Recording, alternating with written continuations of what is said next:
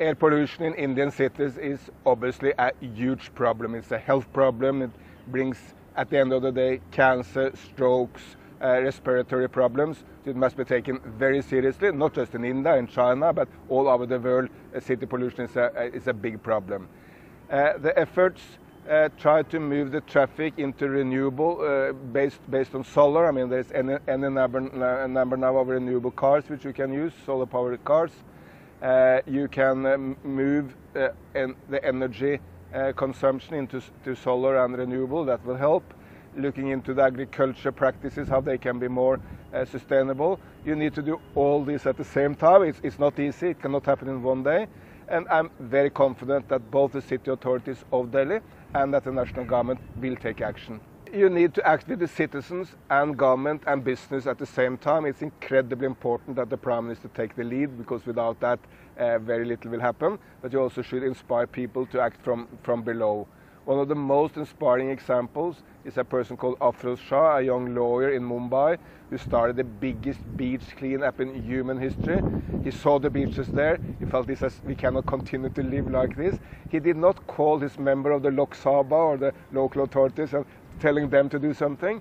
Well, he went down to the beach with an 85-year-old neighbor of him, and they started cleaning it up. And now for 90 consecutive weeks, there have been beach cleanups at the weekends in Mumbai. And now the local authorities, the mayor, the state minister, or the chief minister of the state of Maharashtra has come to support this effort. And Prime Minister Modi has said, let's make this an all of India effort. So citizen action and empowerment of citizens is also very, very important. The management of sewage is a big issue for India. A few months back, I visited a sewage handling plant in Varanasi at the Ganga River. And they're doing great efforts to clean up the Ganga through these sewage handling plants. But of course, a lot more of this is needed. And here I think also India can tap into experience from other parts of the world, which have very successfully been able to handle sewage. So please learn from others, but please also India move forward with this, because the sewage is also, at the end of the day, a resource which can be used for driving buses or for agriculture, for farming, so it should not be wasted. When I took office as the head of UN Environment, I did put India right at the top of our agenda.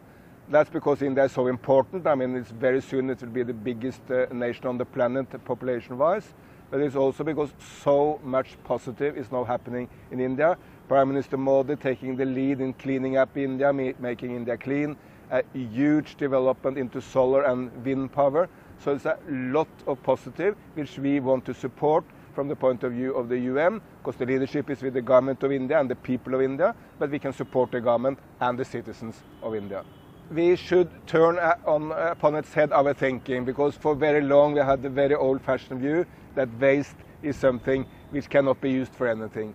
Waste is an enormous resource for fertilizer in the agriculture, for driving buses. I mean, if it can be turned into natural gas, you can drive buses. And of course, if you can separate the waste, you can recycle plastic and you can recycle so many parts of the waste. So if we see the business opportunities in waste rather than the problems of waste, we'll be a lot more successful.